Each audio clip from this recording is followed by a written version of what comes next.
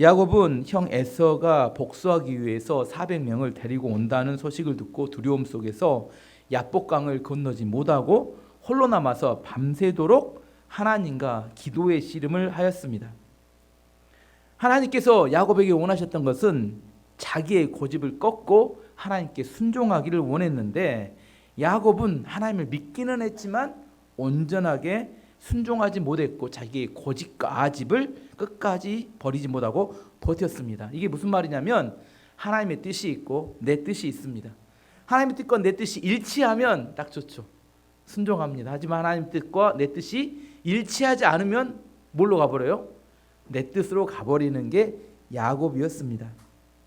성 프란체스코가 그에게 많은 사람들이 제자가 되기 위해서 찾아왔다고 합니다. 제자를 뽑는데 시험을 하나 냈어요. 어린 배추를 하나 주면서 이것을 거꾸로 심으라고 하는 것이 숙제였습니다. 보통 뿌리가 아래로 가고 잎과 줄기가 위로 가야 되는데 잎과 줄기를 아래로 하고 뿌리를 위로 가기 위해서 심어라 이렇게 해서 키워갖고 와라 이렇게 하겠습니다. 대부분의 사람들이 이걸 봤더니 이게 말도 안 되는 소리다. 잘못 전달된 거 아니냐. 그래서 이제 시간이 지나서 배추를 가져오라겠어요. 가져왔더니 다 크고 좋은 배추를 다 갖고 왔어요. 키웠는지 어디 가져왔는지 모르지만. 근데 어떤 한 사람만 배추를 안 가져왔습니다. 어디 뒀냐 했더니 죽어버렸다는 거예요. 그 사람만 시킨 대로 했습니다. 그래서 그 사람만 제자가 됐다고 합니다. 그러면서 한 이야기가 있습니다. 제자는 머리 테스트 얼마나 똑똑한지, 판단력 테스트 얼마나 판단력이 좋은지가 아니라 순종 테스트를 통과한 사람이 제자가 될 수 있다. 왜냐하면 제자는 자기에게서 능력이 나오는 게 아니라 하나님께서로부터 능력이 나오는데 하나님 말씀을 얼마나 그대로 순종하는지에 따라서 그 사람의 능력이 결정되기 때문이다. 이해가 되시죠? 머리가 좋고 능력도 좋고 집안이 좋은데 목회를 잘 못해요. 실제로 목회는 정말 하나님 말씀 그대로 순종을 잘하는 사람이 잘합니다. 어떻게 저렇게 바보같이 저런 것도 순종할까 하지만 그대로 순종할 때 하나님의 능력이 나타납니다. 왜 능력이 안 나타나냐면 말씀이 있는데 내 생각을 거기다 섞어버려요. 하나님 말씀 같은데 사실은 내 생각이 한 50% 이상 들어가면 그때부터는 그 말씀이 변질이 되고 맙니다. 야곱이 그랬다는 거예요. 야곱은 믿음이 있었지만 온전한 순종을 하지 못했습니다. 결정적인 순간이 되면 뭐가 작동해요? 거짓말을 하게 되고 잔머리를 씁니다. 그래서 문제를 해결을 하려고 합니다. 왜냐하면 하나님의 말씀보다 내 잔머리가 훨씬 능력이 있고 훨씬 문제 해결이 빠르고 훨씬 지혜롭다고 생각하기 때문입니다. 실제로 하나님께서 야곱이 결국 자기 고집과 아집을 꺾지 못하고 버티자 어떻게 버려요? 환도표를 내리쳐서 부러뜨려 버렸습니다. 야곱은 그 전에 두 발로 자기 힘으로 두 발로 서서 자기 마음대로 뛰어다녔다고 생각했습니다. 하지만 자기가 마음대로 두 발로 뛰는 이유는 하나님께서 건강한 두 다리를 주시고 숨을 쉴 수 있도록 하시니까 뛰었다는 사실을 잘 모르는 겁니다.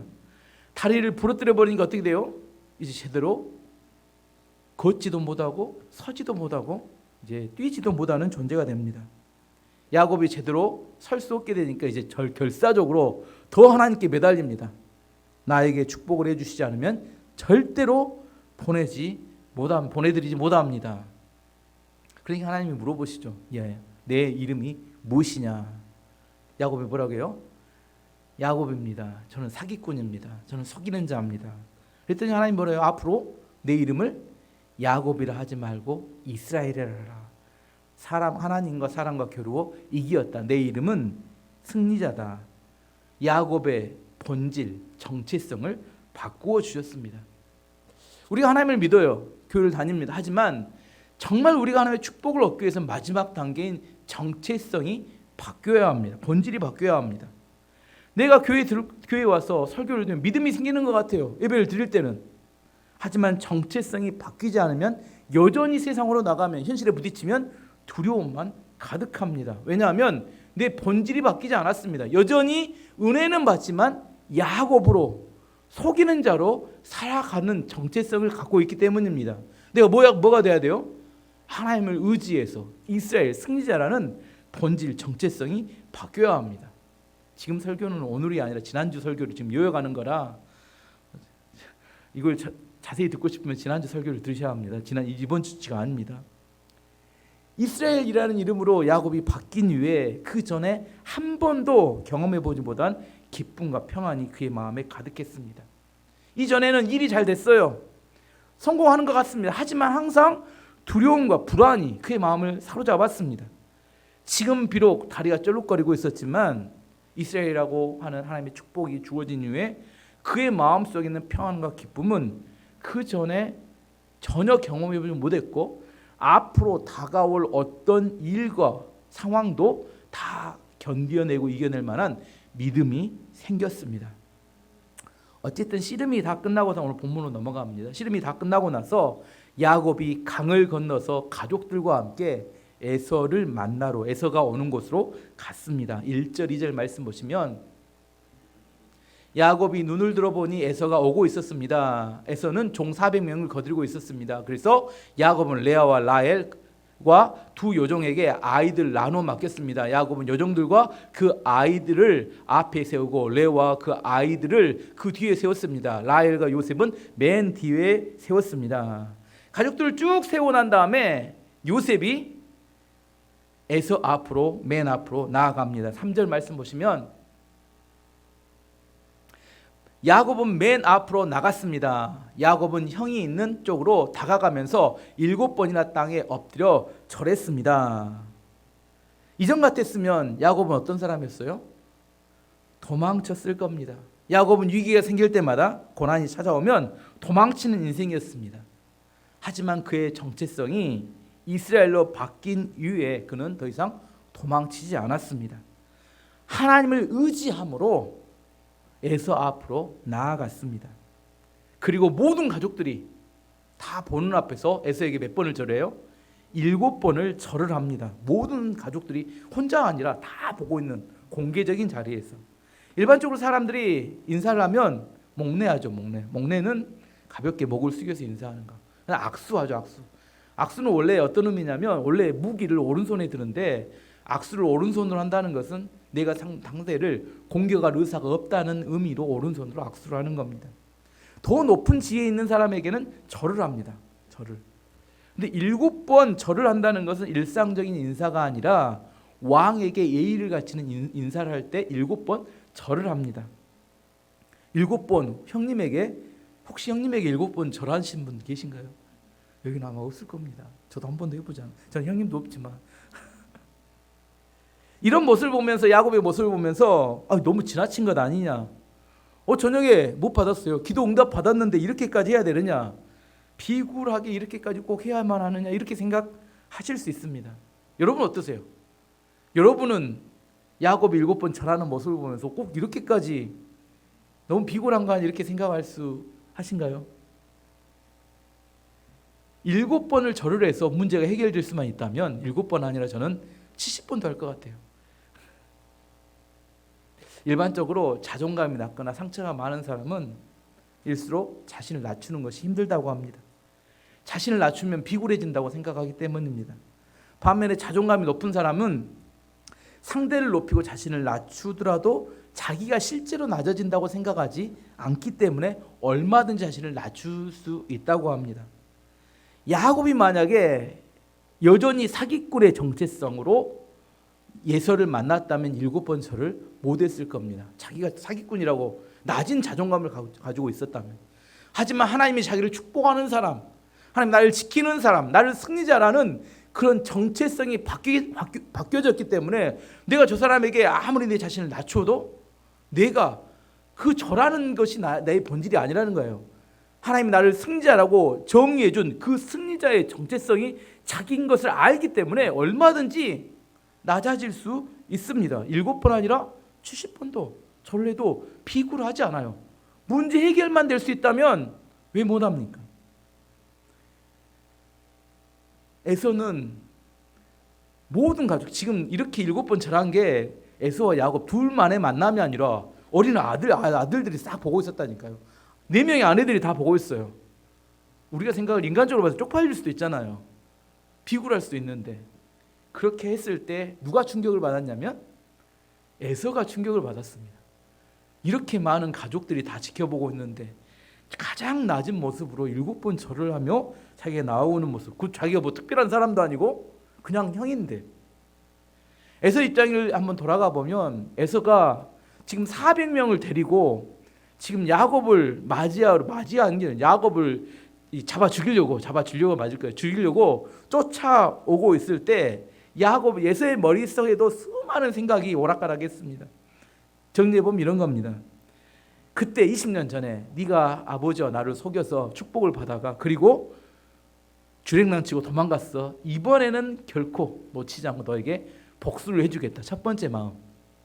두 번째, 그래도 쌍둥이 동생인데 꼭 이렇게까지 해야 되나? 두 번째, 아무리 약한 사람도 이런 마음도 있습니다. 세 번째 마음은 뭐냐면 일단 한번 만나서 보자. 혹시 20년 동안 바뀌었을 수도 있잖아. 여전히 20년 전의 모습으로 사기를 치고 거짓말하고 그러면 내가 너에게 반드시 대가를 치르게 해주겠지만 진심으로 회개하고 돌이킨 모습을 보여주면 못 이긴 척하고 용서해 주겠다. 일단 한번 만나서 보자. 아무 이 세 가지 생각이 계속 머릿속에 왔다 갔다 하면서 왔을 거예요. 드디어 야복강 앞에서 야곱을 만나게 됩니다. 먼 뒤에서 야곱이 이렇게 나오는데 자기가 생각했던 그 야곱의 모습이 전혀 아닌 겁니다. 지난주 설명했죠. 온 몸은 흙투성이, 밤새 씨름했으니까. 머리카락은 산발, 제대로 걷지 못하고 쩔룩쩔룩 이렇게 다리 절면서 옵니다. 형님하고인데 뭐가 없어요? 이빨 2개가 없고, 그리고 자기를 주님이라고 부르면서 7번 절을 하는 겁니다. 복수하려고 왔는데 뭐가 없어요? 더 이상 복수할 만한 가치가 없는 사람이, 아주 불쌍한 야곱이 이렇게 거기 있는 겁니다. 복수하려고 왔는데 이 복수를 이 사람한테 꼭 복수해야 되나 이런 생각이 들 만큼 에서는 야곱을 보는 순간 과거에 삔질삔질하고 얍삽하게 살았던 그런 모습이 다 사라져버리고 불쌍한 동생 야곱이 거기 있는 걸 보았습니다. 그 순간 마음속에 있던 복수심은 다 녹아내리고 불쌍한 동생을 지켜줘야겠다. 형님의 마음, 아버지의 마음, 하나님의 마음이 그 마음 속에 생겨난 겁니다. 이 기적이죠. 이게 기적이죠. 에서는 자기가 왜 400명을 데려왔는지 잊어버렸어요. 그럼 그러려고 했으면 뭐야, 혼자 오지. 400명이나 끌고 말 타고 왜 왔어요? 근데 잊어버렸습니다. 그리고 또 야곱하고 서도 부둥켜 안고 막 엉엉 울고 꼭 이산가족 상봉하듯이, 이해도 안 되는 이야기인데 4절 말씀 보시면, 그러자 에서가 달려와 야곱을 맞이했습니다. 에서는 야곱을 끌어안고 그의 목에 얼굴을 기대었습니다. 그리고 야곱에게 입을 맞췄고 두 사람 함께 소리내어 울었습니다. 이때 누가 제일 어이가 없어요? 함께 왔던 400명 서로 쳐다보며, 근데 우리는 여기 왜 온 거야? 여기는 어디? 나는 누구? 뻘쭘하죠. 지금 왜 나는 여기 지금 와 있는지. 이러려고 했으면 혼자 가지.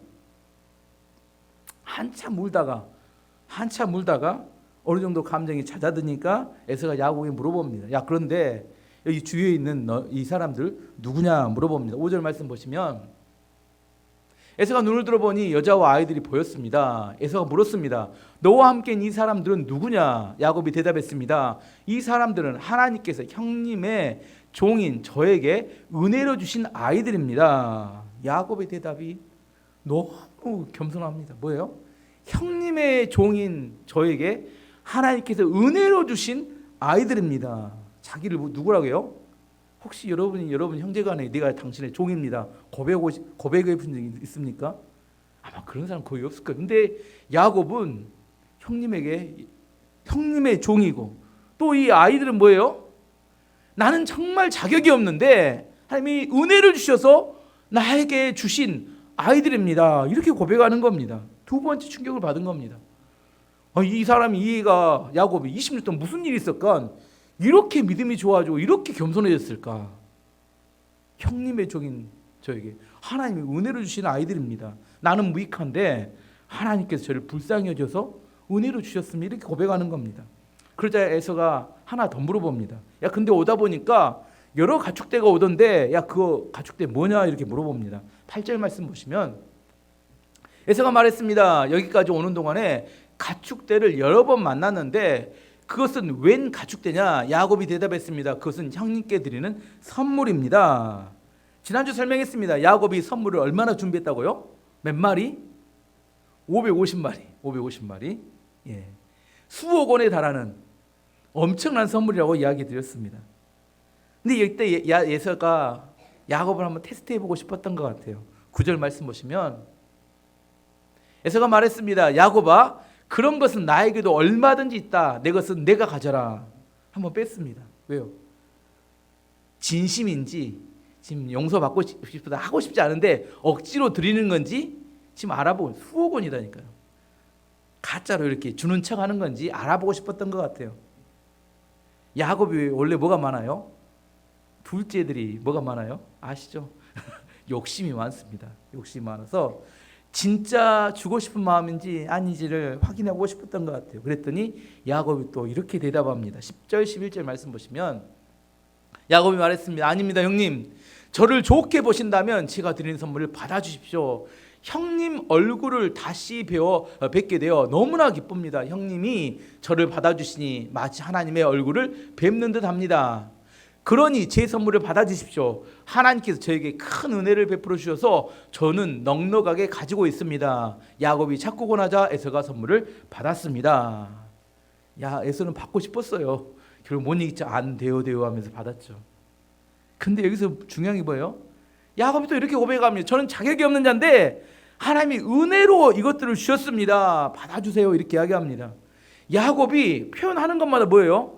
다 은혜입니다. 하나님의 은혜입니다. 은혜로 주신 것들입니다. 나에게 물질도 하나님이 은혜 주셨고 자식들도 은혜를 주셨습니다. 진심 어린 선물을 하는 야곱의 모습에 세 번째 충격을 받습니다. 이놈이 진짜 변했구나. 호주머니에 돈이 이렇게 회개해야 진짜 회개라고 이야기합니다. 이건 루터가 이야기한 이야기입니다. 우리 안에 진짜로 회개는 내 호주머니에. 왜 그러냐면 그 사람이 이게 결부된 문제에 있어서 변하지 않는 경우들이 많이 있기 때문입니다. 근데 야곱의 이런 모습을 보면서 에서가 진짜 변했구나. 누구는 죽어버렸어요? 복수하고 싶었던 과거의 야곱이 죽어버리고 없는 겁니다. 여기는 누구만 있어요? 완전히 달라진 야곱이 있는 거예요. 복수하고 싶었던 야곱이 아니에요. 그렇기 때문에 더 이상 복수할 의미가 사라진 겁니다.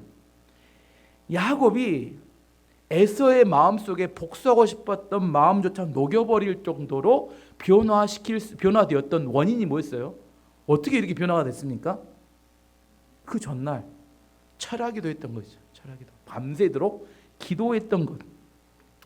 야곱은 밤이 새도록 기도하여 응답을 받았습니다. 내 이름을 야곱이라 하지 않고 이제 이스라엘 하겠다. 응답을 받았어요. 여러분도 기도의 응답을 받습니다. 기도의 응답을 받으면 우리는 뭐라고 생각해요? 뭐가 바뀔 거라고 생각하죠.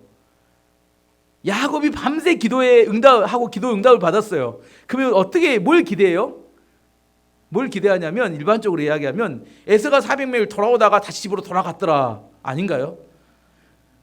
주변 사람들이 바뀌고 상황이 아닌가? 여러분 그렇게 생각하잖아요. 400명 데리고 왔다가 데리고 가야 이게 응답이 되고 바뀐 거잖아요. 근데 전혀 그러지 않았어요. 에서는 400명을 데리고 야곱을 끝까지 만나러 왔어요. 이게 뭔 기도 응답인가? 달라진 게 뭔가? 누가 달라졌어요? 에서가 달라진 게 아니라 야곱이 달라진 겁니다. 야곱이 달라졌는데 그 야곱이 달라진 모습을 누가 봤어요? 에서가 봤더니 에서가 달라지는 거예요. 이게 하나님의 기도의 응답의 방법입니다. 절박한 상황 속에서 우리가 하나님께 기도할 때 기도 응답의 첫 번째 반응은 누구의 변화예요? 나 자신의 변화라는 겁니다. 제가 항상 이야기합니다. 기도는 언제까지 해야 합니까? 응답 받을 때까지 해야 합니다. 응답이 언제 되는지 어떻게 알아요? 내가 변화될 때가 응답 받을 때입니다. 하나님께서 왜 야곱을 이런 상황 속에 두었는지를 설명드렸습니다. 왜 두었어요? 하나님께서는 문제 해결에 초점이 있는 게 아니라 야곱을 바꾸기를 원하셨기 때문입니다. 때로 우리는 기도를 이런 의미로 해요. 내가 기도해서 하나님을 이용해서 내 문제를 풀어보자. 하나님을 어떻게 한번 이용해 볼까? 내가 힘을 써서. 나는 잘 안 되니까 하나님을 이용해 가지고 내 문제를 한번 풀어보자. 이걸 기도라고 생각하는데 이건 무당에게 가도 똑같이 하는 겁니다. 무당에 가서 복비 내고 구슬하면 내가 돈 냈으니까 당신이 문제 해결해 줘, 이런 이야기입니다. 하나님 앞에 와서도 또 그렇게 한다는 겁니다. 기도하면서 뭐라고 생각해요? 나는 변화되지 않으면서 하나님이 내 귀찮은 문제 좀 어떻게 처리해 주세요, 이걸 기도라고 생각하는데 오해입니다. 기도는 하나님과의 인격적인 관계 안에서 하나님의 뜻을 발견해 가는 것을 의미합니다. 주기도문에서 주기도문이 이렇게 이야기합니다. 하늘에 계신 우리 아버지여, 이름이 거룩히 여김을 받으시오며 나라의 임하옵시며 뜻이, 하나님의 뜻이 하늘에서 이루어진 것처럼 땅에서도 이루어지기를 원하나이다. 기도란 뭐냐면 하나님의 뜻이 이 땅에 이루어지도록 만드는 것이 기도입니다. 내가 어떤 문제를 가지고 간절히 기도했어요. 그때 하나님의 뜻이 깨달아졌습니다. 그 깨달은 뜻을 가지고 계속 기도하면서 이 땅에 그 기도를, 이 땅에 하나님의 뜻을 이루는 겁니다. 지금 하나님께서 원하는 게 뭐였어요? 야곱에게 하나님은 물질이 많은 분이에요. 물질을 얼마든지 주실 수 있어요. 하나님은 능력이 크신 분입니다. 얼마든지 야곱을 보호해 줄 수 있습니다. 하지만 이런 상황에 두신 것은 야곱을 변화시키기를 원하신다는 겁니다. 제가 심장이 안 좋아서 시술을 받았습니다. 저희 심장을 놓고 제가 오랫동안 기도를 했어요. 하나님께서 저에게 말씀하시는 것은 아무거나 먹지 말고 가려 먹어라. 맛있다고 돼지처럼 다 먹지 말고. 첫 번째. 두 번째, 운동 좀 해서 살 좀 빼라. 내장지만 좀 줄여라. 그래서 운동을 했습니다. 심장이 안 좋아져서 이렇게 기도해서 하나님 뜻이 이거라면 뭐 해야 돼요? 죽자 사자 운동해서 살을 빼고 먹는 걸 조절하는 것이 하나님의 뜻입니다. 뭐예요? 내가 변화되는 것. 내가 변화되는 것, 그게 하나님 뜻이라는 겁니다. 심장을 위해서 기도하다가 하나님의 뜻을 발견하고 그것 때문에 내가 내 자신이 변화가 되어지고 나중에 내가 최종적으로 나의 과정 중에 경험했던 하나님의 은혜, 하나님의 뜻, 이것을 다른 사람에게 복음으로 증거하는 것, 그것이 제가 당면한 문제를 가지고 하나님 앞에 살아가는 삶의 방법입니다. 로마서 12장 2절을 우리에게 이렇게 이야기합니다. 너희는 이 세대를 본받지 말고 오직 마음을 새롭게 함으로 변화를 받아 하나님의 선하시고 기뻐하시고 온전하신 뜻이 무엇인지 분별하도록 하라. 하나님께서 우리에게 원하시는 것은 세상을 본받아 세상을 유행을 따라가지 말고 하나님의 뜻이 무엇인지 분별하고 깨달아야 된다, 이렇게 말씀하십니다. 그 하나님의 뜻을 깨달아서 그 하나님의 뜻을 이 땅에 실행하고 하나님께서 이루기를 원하시는 겁니다. 하나님의 진짜 관심사가 뭘까요? 하나님의 진짜 관심사가 하나님의 백성일까요? 세상 사람들일까요? 하나님의 관심사는 여러분 자녀에게 관심이 많아요. 이웃집 아들에게 관심이 많아요. 내 자녀에게 관심이 많죠. 자기 자녀가 세상에 나가서 비굴하게 살지를 원하는 사람 아무도 없습니다.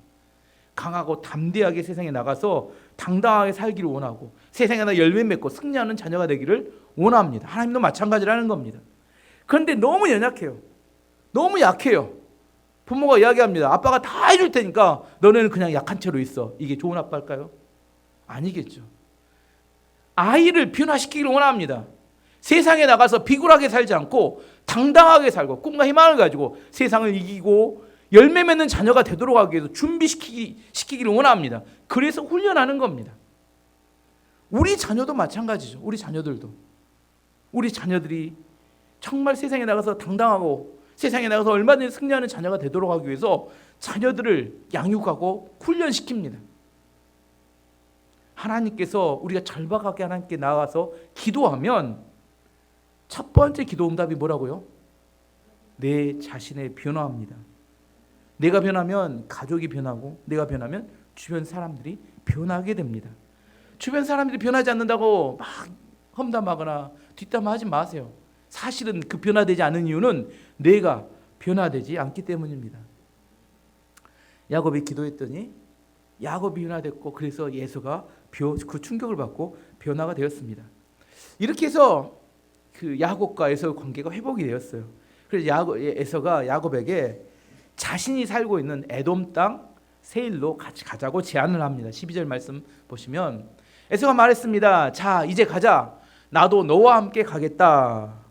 우리 세일 땅으로 같이 가자 이야기했더니 내가 살고 있는 그러자 야곱이 완곡하게 정중하게 거절합니다.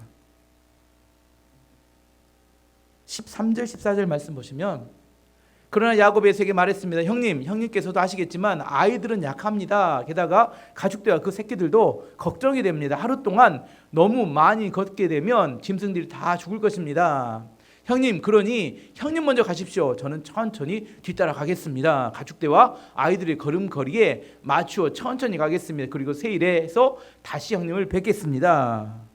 그래서 예수가 다시 한번 제안합니다. 야, 그러면 이 400명 중에 몇 사람을 붙여서 너네들이 오는데 도울 테니까 그렇게 해서 다시 만나자. 15절 말씀 보시면 그러자 예수가 말했습니다. 그렇다면 내가 데리고 있는 사람 중 몇 사람을 내 곁에 남겨두어 너와 함께 오게 하마. 야곱이 말했습니다. 어찌 그렇게 하겠습니까? 내 주인인 형님의 친절한 마음만으로도 만족합니다. 또다시 마음으로 충분하다고 완곡하게 거절합니다.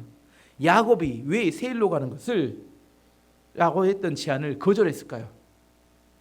여러 가지 이유가 있을 수 있겠지만 뭐 인간적인 이유는 뭐예요? 마음이 바뀌면 어떻게 해요?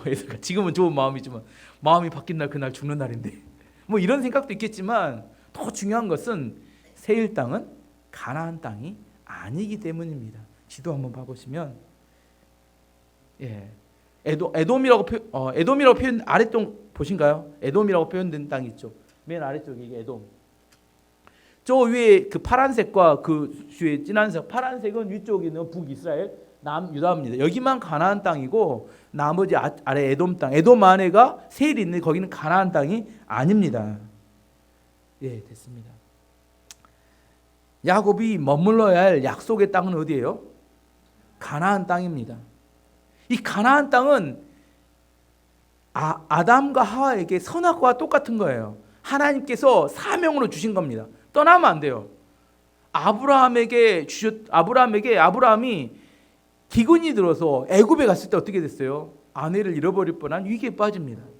이삭이 또 문제가 생겨서 블레셋에 내려갔을 때 이삭에게도 아버지 이삭에게도 문제가 생겼습니다. 어디를 떠나면 안 돼요? 가나안 땅을 떠나면 안 됩니다. 그게 약속의 땅이고 하나님의 언약입니다. 야곱도 마찬가지로 뭐 좀 떠나면 어때? 안 됩니다. 이게 사명이에요. 선악과를 먹는 것과 똑같은 겁니다. 하나님이 주셨던 언약을 어기면 안 되는데 가나안 땅이 장소적인 언약이 그 야곱에게 주어졌던 아브라함 이삭에게 주어졌던 언약의 내용이었습니다. 처음 아브라함 부를 때 너는 고향과 친척과 아버지의 집을 떠나 내가 너에게 지시할 땅으로 가라. 이 지시할 땅 장소가 매우 중요한 겁니다. 그것이 사람마다 다를 수 있고 그것이 어떤 사명이 다 다를 수 있지만 그 사명을 내려놓으면 그때부터는 문제가 생깁니다. 야곱은 그래서 가나안 땅을 떠나지 않고 형을 먼저 보낸 다음에 그런 숲곳을 거쳐서 세겜 땅으로 가게 됩니다. 세겜이 어딘지 한번 지도 다시 한번 보고 확인해 본 다음에 가겠습니다. 세겜. 세겜이 저 위에 있는데 보이신가요? 세겜. 이 세일은 아래쪽입니다. 세일 에돔 아래쪽이고 세겜이 저 위쪽 중앙입니다. 세겜으로 이동해 갑니다. 세겜에 대한 설명을 좀 해보려고 하는데 세겜은 아브라함이 갈대 우르에서 떠나서 와서 가나안 땅에 왔을 때 가장 처음으로 제단을 쌓고 예배를 드린 장소입니다. 창세기 12장 6절 7절 말씀 보시면 아브라함이 그 땅을 지나 세겜 땅 모래 상수리 나무에 이르니 그때 가나안 사람이 그 땅에 거주하였더라. 여호와께서 아브라함에게 나타나 이르시되 내가 이 땅을 내 자손에게 주리라 하신지라. 자기에게 나타나신 여호와께 그가 그곳에서 제단을 쌓고 가나안 땅에 최초로 제단을 쌓았던 곳, 예배를 드렸던 곳이 이렇게 세겜입니다. 그리고 여호수아가 가나안을 정복한 다음에 세겜에 있는 두 산이 있어요. 뭔 산이 있냐면 그리심산과 에발산이라는 산이 있어요. 그리심산에 6지파, 에발산에 6지파씩 올라가서 그리심산에서는 축복을 선포하고 에발산에서는 저주를 선포하며 하나님의 말씀을 지키기 위해서 약속했던 땅이 또 세겜 땅입니다. 하나를 더 설명하면 신약성경에 세겜은 뭐라고 나오냐면 수가성이라고 나옵니다. 요한복음 4장에 사마리아 여인의 이야기 나오죠. 사마리아의 수가라는 성에 이 수가가 세겜입니다. 세겜에. 그래서 그 수가성에 여자가 예수님께 물어보죠. 야곱이 우리에게 준 우물이 있습니다. 당신이 야곱보다 큰 자입니까? 이렇게 물어보죠. 그 야곱이 우물이 뭐냐면 오늘 본문에 나온 것처럼 세겜의 사람에게 뭘 사요? 땅을 사죠. 땅을 샀는데 그 땅에다 아마 야곱이 우물을 팠던 것 같아요. 그 우물이 예수님 때까지 남아서 그때 수가성 그 세겜의 우물로 야곱이 준 우물이다, 그렇게 되었던 것 같습니다. 지금까지 이야기했던 이야기를 정리해보면 뭐냐면 세겜은 매우 종교적인 장소라는 겁니다. 아브라함이든지 야곱이든지 그곳에 와서 먼저 예배를 드려서 하나님을 만났던 곳입니다. 야곱도 할아버지 이야기를 알았던 것 같아요.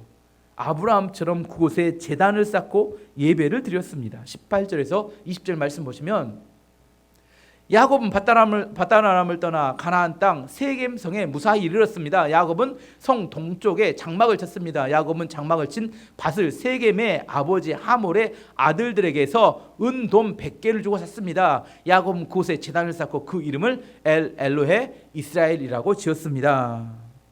야곱이 20년 만에 가나안 땅으로 돌아왔죠. 그리고 첫 예배를 드리는 겁니다. 많은 생각이 들었을 겁니다. 그 중에 가장 감격스럽고 감동이 되었던 일은 뭐냐면 20년 전에 베델에서 꿈에 나타나서 하나님께서 약속했던 약속의 말씀이 있었습니다.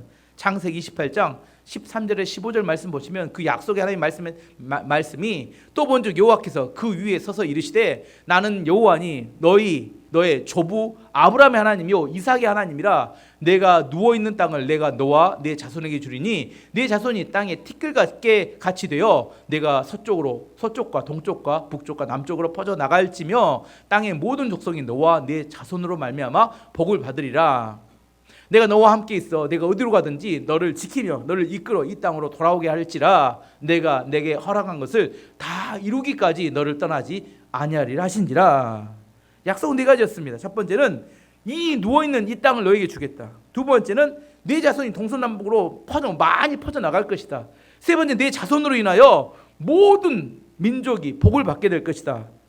내가 다시 이곳으로 돌아올 때까지 너를 끝까지 지켜주겠다.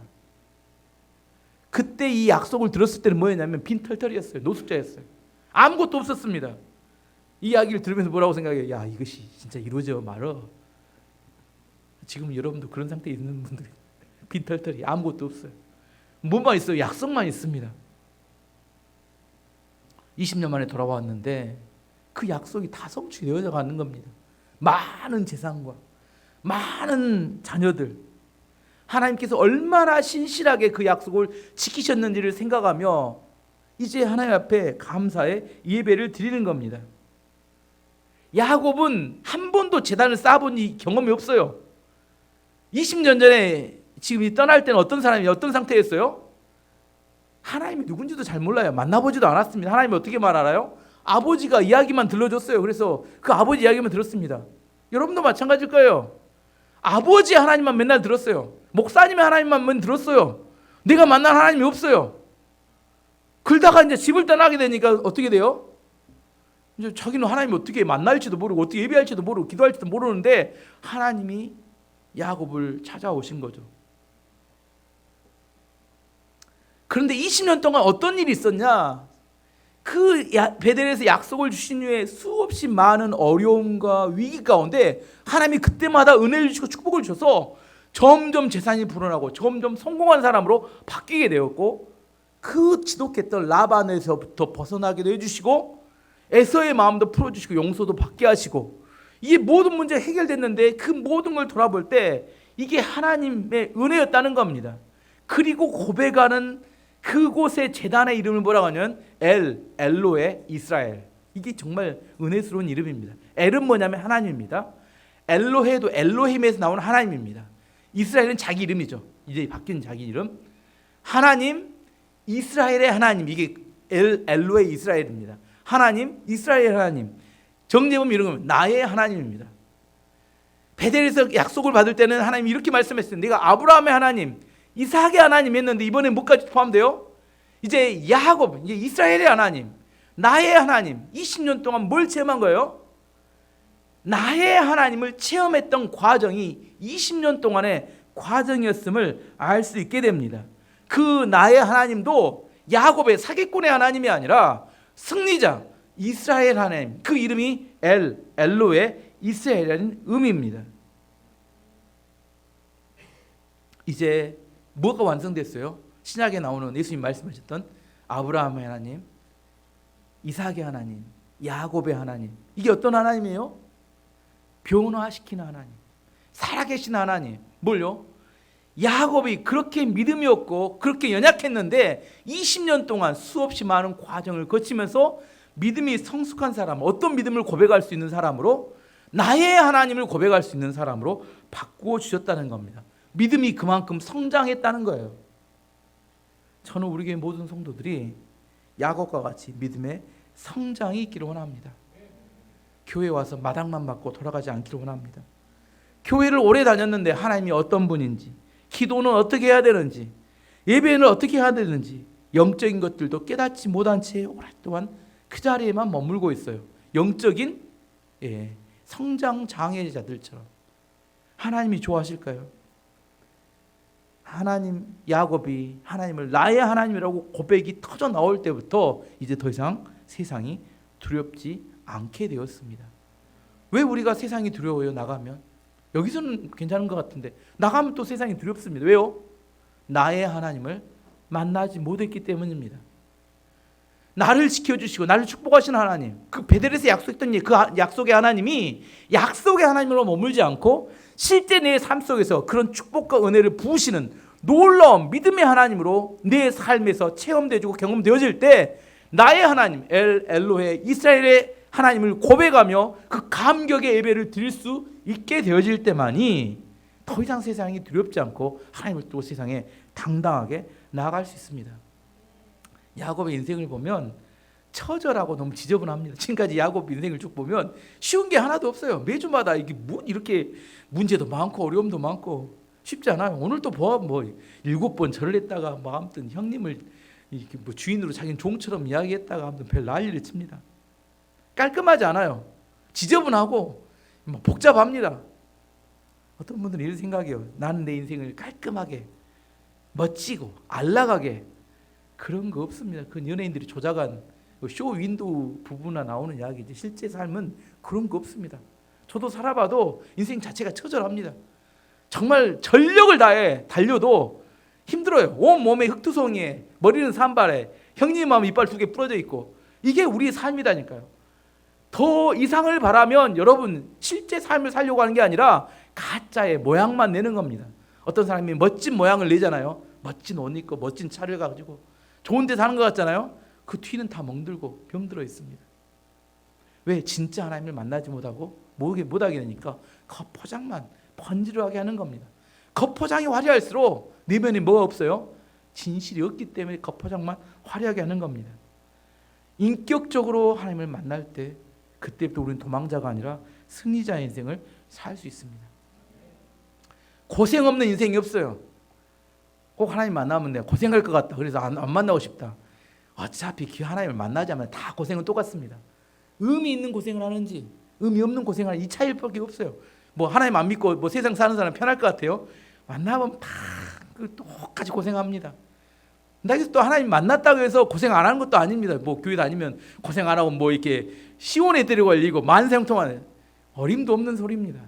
하나님 믿어도 고생을 합니다. 하지만 고생하느냐 아니냐가 중요한 게 아닙니다. 내 안에 의미 있는 인생을 살고 가치 있는 인생을 살지, 아니면 의미 없고 무가치한 인생을 살지에 대한 이야기입니다. 야곱은 나중에 고백한 것처럼 진짜 험난한 인생을 살았습니다. 하지만 그는 시간이 지날수록 성숙해지고 빛이 나며 열매 맺는 인생으로 바뀌어 갔습니다. 저는 여러분이 그런 인생을 살기 원합니다. 성장해야 합니다. 그리고 열매 맺어야 합니다. 그리고 하나님을 더 깊이 체험해 알아야 합니다. 지식의 하나님이 아닙니다. 하나님은 살아계신 하나님이고 나의 하나님이 될 때까지 내 안에 그 하나님을 만나야지만이 진짜 내 인생이 바뀌게 됩니다. 다 두려움에 떨고 있다면 내가 정말 내 하나님을 만났을까? 못 만났다면 하나님께 엎드려 기도하셔야 합니다. 환도뼈 부러진 것 중요하지 않아요. 환도뼈가 중요한 게 아니라 하나님을 만나지 못한 채 살아갈 때 세상 안에 정말 불쌍하게 세상에서도 인정받지 못하고 교회에서도 인정받지 못한 중간에 왔다 갔다 분주하고 바쁘기만 합니다. 여기 가면 저기가 걱정되고 저기 가면 여기가 걱정돼서 분주하고 바쁘기만 해요. 그러면 열매 없이 살아갑니다. 한 다리를 띄어서 온전히 하나님께 온전히 의지하고 그쪽으로 넘어가야 합니다. 그래서 하나님께서 여러분을 책임지는 인생, 야곱같이 시간이 지날수록 성장하며 열매 맺는 그런 인생이 되기를 축원합니다.